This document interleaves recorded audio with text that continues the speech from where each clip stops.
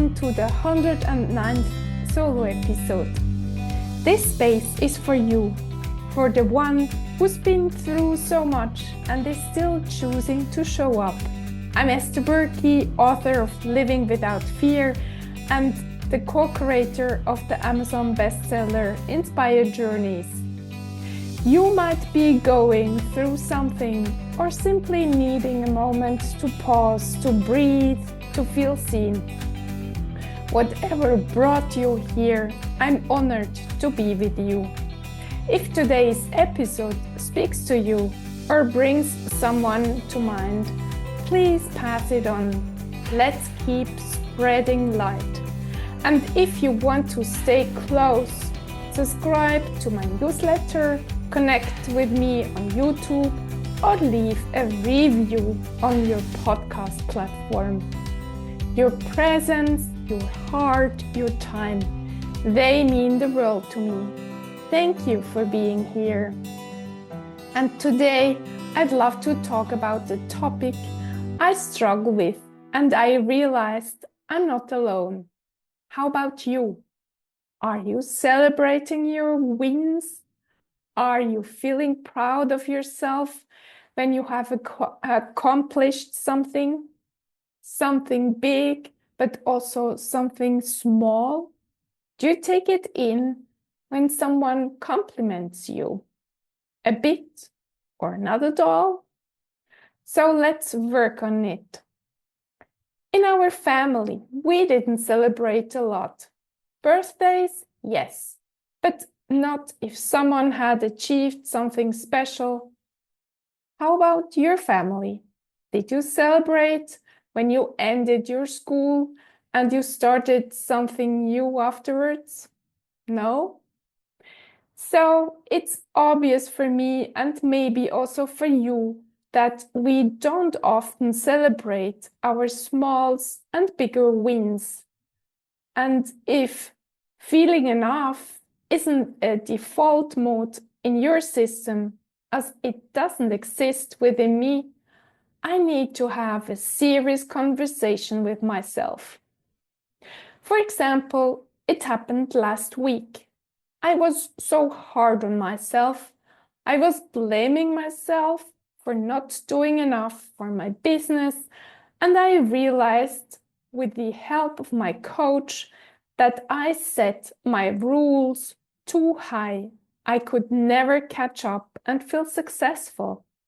And on top on it, I compared myself again with people who had been in the game for many more decades.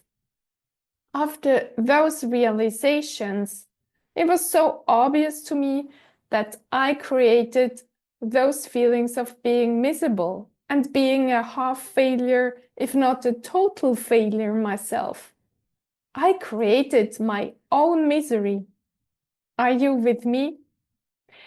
In the past, before I started looking at how I created my own misery, I blamed my parents for not having given me enough self-confidence and enough love so that I could develop a healthy and loving relationship with myself. But this is an excuse that didn't bring me further. And you might have been there as well.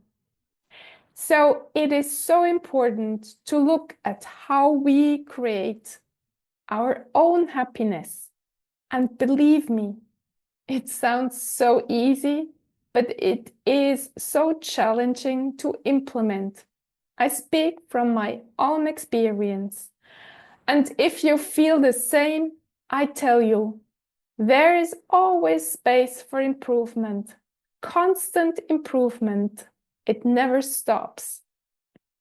What I did last week after my coaching call, I set up new rules for feeling successful.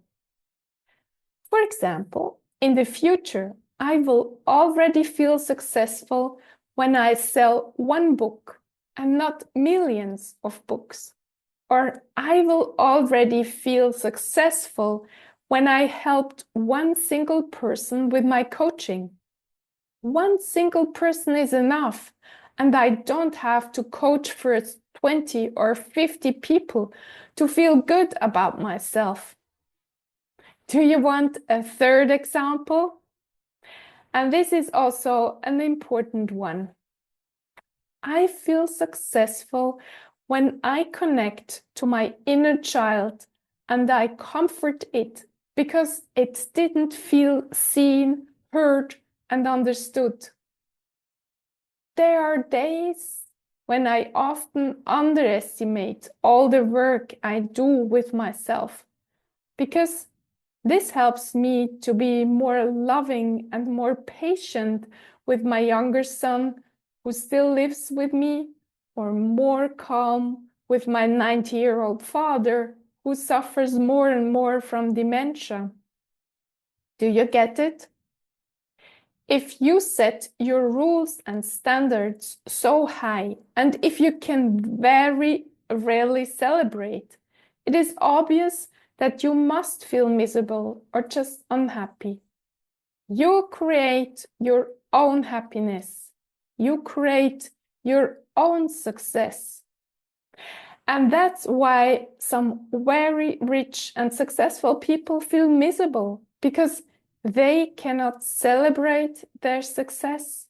They might have chosen something else they would have been proud of, such as love or children, not money and fame. And if they cannot find love or have children, they feel devastated and they destroy their fame and life.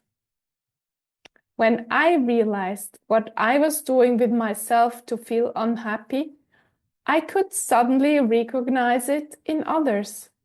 For example, in my younger son. And here is his story about making him feel unhappy. For 2 weeks, he must work on his final IT project to finish his high school. During the first days, he came home, and when I asked him how it went, he always said, "Oh, I'm behind my schedule for 7 hours and then 10 hours and more." When I tried to make him see also a few positive things in his work, he shut down and said, "Mom, I don't want to talk about it now." And I accepted it. For parents, I know it is challenging to accept that their children don't want their help. But I told myself he has to go through this on his own because he needs to learn something for himself without his mom. But it was interesting for me to see that my younger son was struggling with the same topic as I did. And I told myself, no wonder I didn't show him until now how to celebrate my small wins. I didn't do it either, or just for myself, without talking about it. My task in the future is now to talk about how I celebrate and how I feel successful. I have to mention to him when I have achieved small goals, when I've done small steps, and that I see them as huge and feel very happy and successful about them. It is an important process. And I'm glad I accepted to work on myself so that I can be a role model for my sons. In case you don't have any children and you say, "Why should I do all this work?" Maybe you have a partner or a good friend and they aren't good at feeling successful. If you work on it and if you can show them how you become a happier person, they will learn from you. All the work you do on yourself serves a bigger purpose. So, shall we summarize the steps to take in order to become happier and more fulfilled? First step, Reflect on when you feel very proud of yourself. What do you need to do and achieve that you feel good about yourself? Make a list.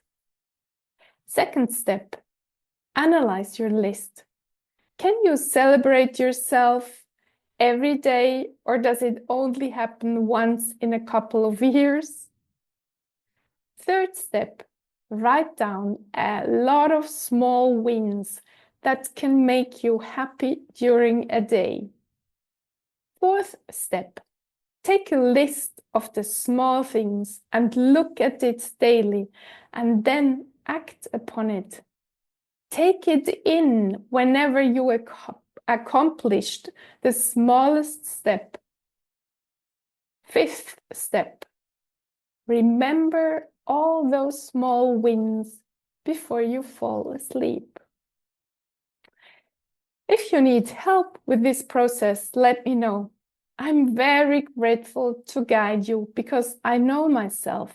It is important to have a coach who sees your blind spots and helps you to discover them and change.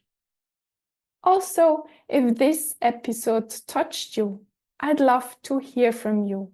You can share your thoughts on Instagram, YouTube, or per email.